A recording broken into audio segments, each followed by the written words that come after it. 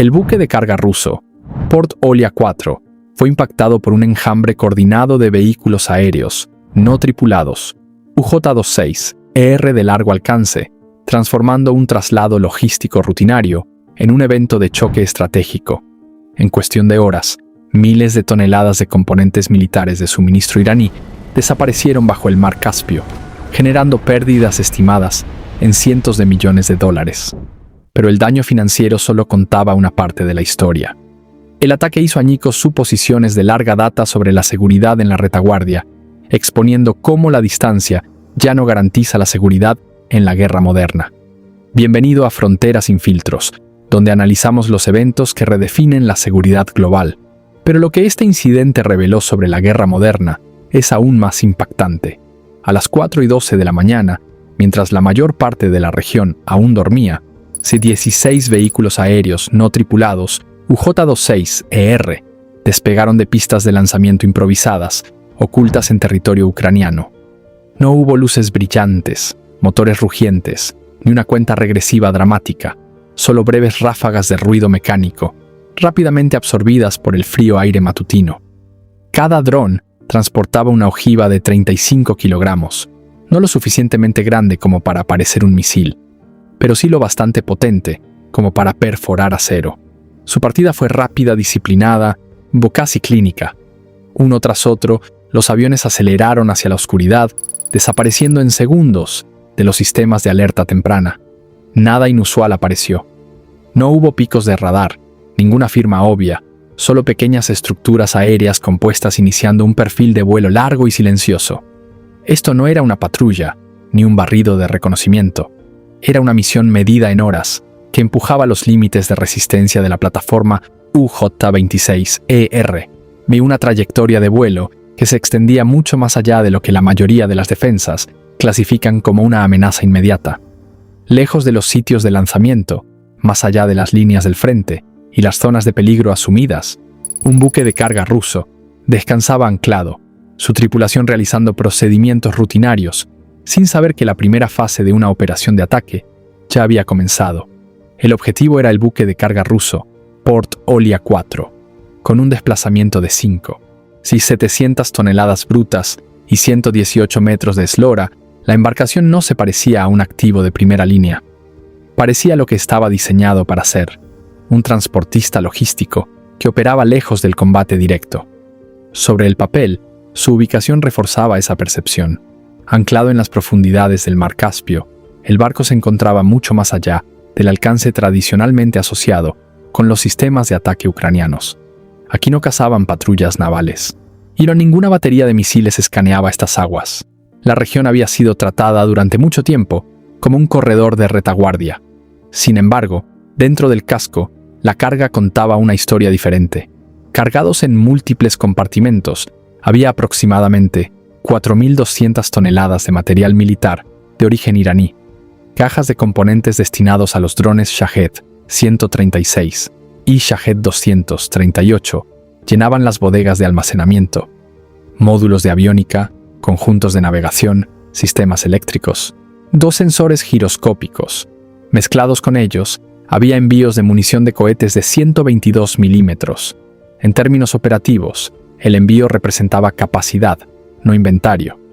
Los analistas estimarían más tarde que la carga era suficiente para ensamblar aproximadamente 450 drones Shahed, lo suficiente para sostener casi 18 noches consecutivas de ataques de largo alcance. Para la tripulación, nada de esto alteraba las rutinas diarias. El Caspio todavía se sentía distante, aislado, estratégicamente tranquilo, pero la seguridad en la guerra moderna rara vez depende solo de la geografía.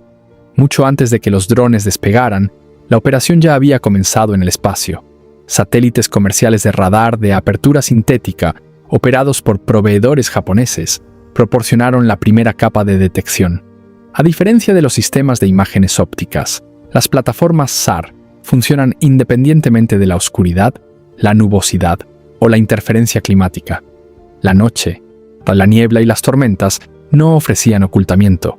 Incluso los buques que operaban con el sistema AIS apagado permanecían visibles.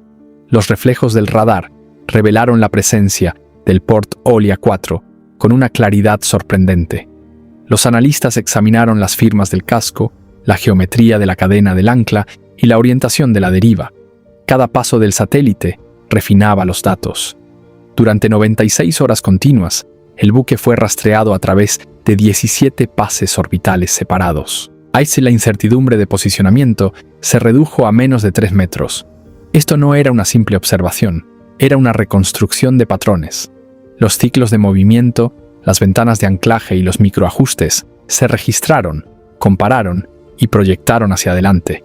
El comportamiento del barco ya no representaba imprevisibilidad, se convirtió en un cronograma. Una segunda capa de inteligencia confirmó la imagen. La monitorización de señales indicó un silencio de radio prolongado, emisiones mínimas y baja actividad de radar. Existía una postura defensiva, pero sin urgencia. La embarcación operaba en modo de firma reducida, no en estado de combate. Para los planificadores ucranianos, el objetivo ya no era la detección, era el momento.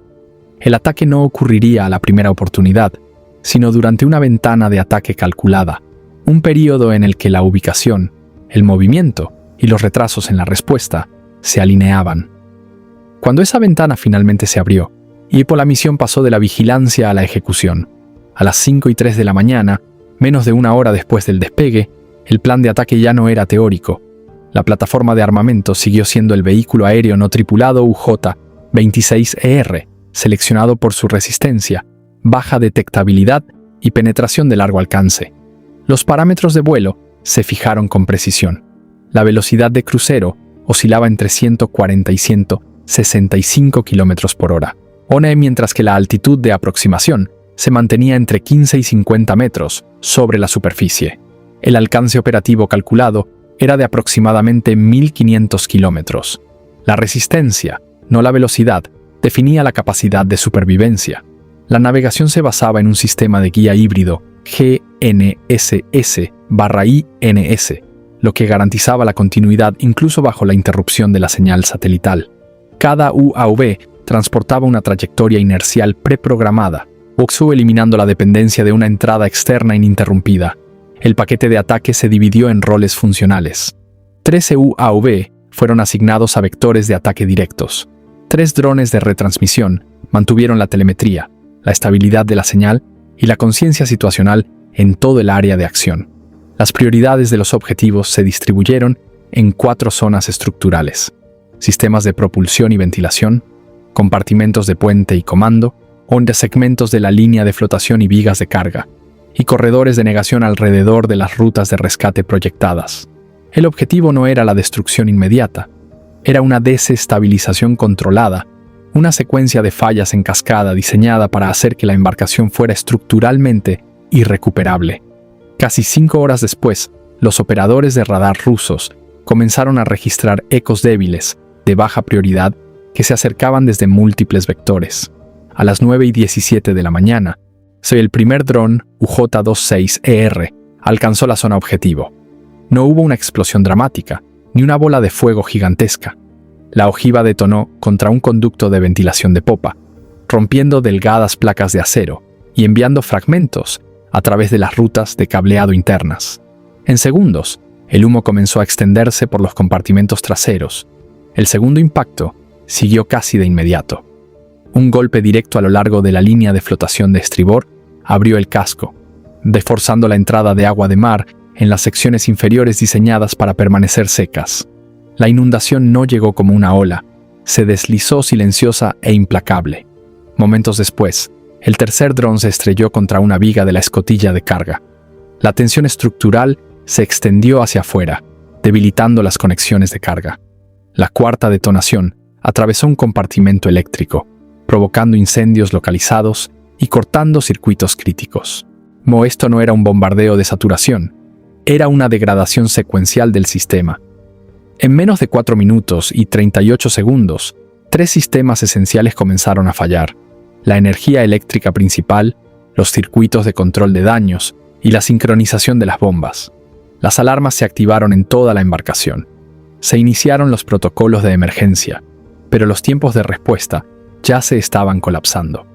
Dentro del casco, los efectos se agravaron. y la inestabilidad eléctrica redujo la capacidad de extinción de incendios. Las inundaciones aumentaron la presión en los compartimentos. El calor y el humo complicaron el movimiento interno. En el puente, los indicadores de advertencia se multiplicaron. Lo que inicialmente parecía un daño aislado estaba evolucionando rápidamente hacia un evento de falla en cascada, uno que los procedimientos de emergencia marítimos estándar nunca fueron diseñados para contener. A medida que las señales de emergencia se propagaban, las autoridades portuarias reaccionaron según el procedimiento establecido. Se enviaron remolcadores y una patrullera hacia el Port Olia 4 para estabilizar la embarcación y apoyar los esfuerzos de control de daños. Los drones ya estaban esperando. 2 unidades UJ-26E-R asignadas a roles de desviación ejecutaron su fase programada. Sus objetivos no eran los barcos de rescate en sí, sino los corredores de acceso que rodeaban a la embarcación en apuros. Las detonaciones estallaron en los carriles de aproximación proyectados. Ondas de choque rodaron sobre la superficie del agua, generando escombros, salpicaduras y zonas de inestabilidad en expansión. El efecto fue inmediato. Las tripulaciones de rescate se vieron obligadas a reducir la velocidad, reevaluar las trayectorias y mantener la distancia. Esto no fue un ataque a los equipos de respuesta, fue una negación de proximidad. Cada segundo ahora tenía consecuencias estructurales. Las inundaciones continuaron sin control. Los incendios se propagaron por los compartimentos comprometidos. Los sistemas internos se deterioraron sin intervención externa. El retraso resultó decisivo. Se perdieron aproximadamente 11 minutos críticos. Una ventana que, en emergencias marítimas, que implican brechas en el casco, a menudo determina la supervivencia o el abandono. Dentro de la embarcación, los márgenes de estabilidad se redujeron rápidamente. Los ángulos de escora aumentaron. El rendimiento de las bombas se degradó. El calor y el humo intensificaron el caos operativo. Las decisiones de comando pasaron de la contención a la evacuación. Los miembros de la tripulación abandonaron el barco mientras los botes salvavidas tocaban el agua, dejando atrás una embarcación que ya no luchaba por recuperarse, sino que se deslizaba irreversiblemente hacia el fallo estructural. A las 10:42 de la mañana, la fase de ataque había terminado. No se requirieron drones adicionales. La destrucción ahora seguía las leyes de la física en lugar de nuevos ataques. Dentro del casco, las inundaciones se extendieron en cascada a través de los compartimentos interconectados. La presión del agua aumentó a lo largo de las secciones comprometidas del lado de estribor. Lo que comenzó como brechas localizadas evolucionó hacia una inestabilidad sistémica. El ángulo de escora aumentó constantemente de 9,6 grados a 14,3 grados y luego superó los 21 grados. Cada cambio amplificó la tensión estructural. Las suposiciones internas del lastre colapsaron. Se superaron los umbrales de estabilización. Las bombas continuaron funcionando, pero los márgenes de rendimiento ya se habían perdido. Las fallas de sincronización, la inestabilidad de la energía y el aumento de los volúmenes de agua hicieron que la recuperación fuera matemáticamente improbable. En lo profundo de las bodegas de carga, comenzó el desplazamiento masivo. Cajas, módulos y cargas de municiones se movieron por gravedad. El centro de gravedad del buque se desplazó más allá de su envolvente de supervivencia. Las vigas de acero absorbieron fuerzas para las que nunca fueron diseñadas. Le siguieron señales audibles, deformación del metal, impactos internos, fatiga estructural progresiva. Esto no fue un hundimiento repentino, fue un colapso controlado. A las 12:08 de la tarde, la estabilidad se perdió irreversiblemente. La embarcación volcó. La inercia se aceleró a medida que el agua se precipitaba sobre la cubierta. En cuestión de momentos, el Port Olia 4 zozobró, transformándose de una plataforma logística funcional en un naufragio a la deriva, gobernado enteramente por la flotabilidad y el peso. A las 2:31 de la tarde, las imágenes de satélite comerciales confirmaron lo que las autoridades rusas ya no podían minimizar.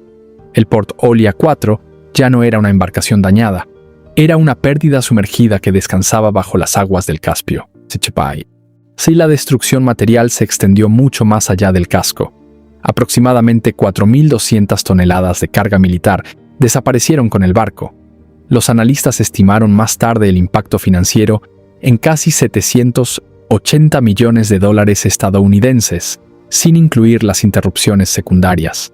A diferencia de las armas destruidas en depósitos de almacenamiento, estas pérdidas no podían reemplazarse rápidamente. Dentro del manifiesto de carga yacía una consecuencia operativa aún mayor. Son componentes suficientes para ensamblar aproximadamente 450 drones. Shahed se desvanecieron en un solo evento. En términos explosivos, esa capacidad equivalía a aproximadamente 15.750 kilogramos de masa de ojiva, un potencial destructivo que excedía 3,5 veces la carga útil de un bombardero B-52 estándar. Pero el verdadero daño fue sistémico. Sin módulos de aviónica, sistemas de navegación y conjuntos de potencia, las líneas de producción no podían funcionar a escala. Los ciclos de ensamblaje se ralentizaron, las proyecciones de producción colapsaron. Las estimaciones indicaron interrupciones que durarían entre 6 y 8 semanas, un intervalo significativo en campañas aéreas sostenidas. Los efectos económicos siguieron rápidamente. Las primas de seguros de riesgo de guerra en las rutas del Caspio aumentaron entre un 22% y un 35%. Los patrones de envío cambiaron. Los apagones A y S se multiplicaron. Los plazos de manejo de carga se alargaron para las redes logísticas rusas. Los costos de transporte aumentaron casi un 18% en un solo mes. Las suposiciones estratégicas se fracturaron junto con los modelos financieros. El mar Caspio, considerado durante mucho tiempo un santuario de retaguardia, ahora existía dentro de un área de ataque expandida. La distancia geográfica ya no garantizaba el aislamiento. Cada envío conllevaba una nueva incertidumbre. En la guerra moderna, en un solo hundimiento había remodelado no solo una cadena de suministro, sino toda una percepción de seguridad. El hundimiento del Port Olia 4 no se definió por llamas, explosiones o imágenes dramáticas. Su significado radicaba en algo mucho más inquietante. La previsibilidad había colapsado. Durante décadas, la logística militar se basó en una suposición simple. La distancia crea seguridad. Las áreas de retaguardia permanecen aisladas. Los corredores de suministro se mantienen protegidos solo por la geografía. La guerra moderna ha borrado esa comodidad. Lo que ocurrió en el mar Caspio demostró un cambio que se extiende mucho más allá de una sola embarcación. Los satélites reemplazaron a los exploradores. Los algoritmos reemplazaron las conjeturas. Los drones de baja firma reemplazaron las plataformas de ataque convencionales. El campo de batalla ya no está limitado por fronteras, costas o líneas del frente tradicionales. Y se define por el alcance. Al eliminar miles de toneladas de componentes críticos sin desplegar una flota, lanzar misiles o participar en un combate naval abierto, Ucrania reveló una nueva forma de guerra económica y logística, una en la que la interrupción puede pesar más que la destrucción. Y quizás lo más importante, una en la que el miedo se convierte en un arma, porque después de que el naufragio se asentara bajo el agua, cada envío futuro llevaba una pregunta invisible. No si, sino cuándo.